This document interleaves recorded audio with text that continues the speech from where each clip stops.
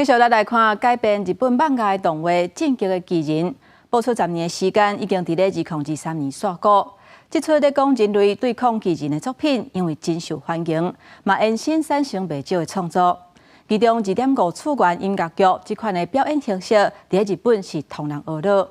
10月份，这出音乐剧伫咧美国纽约举行头一届的海外首映会，互观众搁一届感受这出戏精彩剧情。 日本演员冈宫来梦演主角王爱莲伫咧舞台顶甲始祖巨人伫咧空中决斗的场面。进击的巨人2.5次元舞台剧改编自漫画画家炼山创的畅销作品《进击的巨人》。それを愛してくださる皆さんがニューヨークにたくさんいると。それで僕たちはどうしてもこの海外公演の初演をニューヨークでやりたいと、そういうふうに願いました。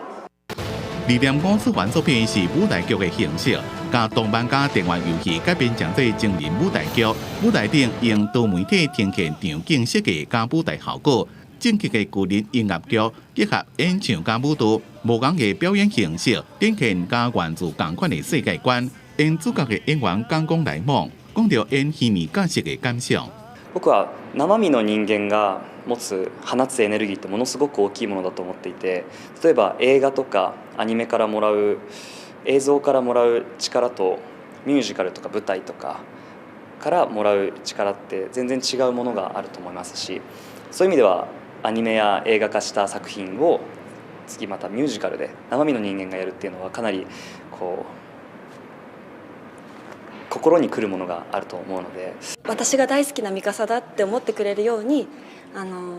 忠実にっていうのを目標に役を作ってきました。进击的巨人伊的背景是设定一个人类甲食人类的巨人同时存在，原著漫画伫全世界已经卖出1亿4000多版本，年底将会登记东京巨蛋演艺厅继续演出。公司新闻张淑芬编辑。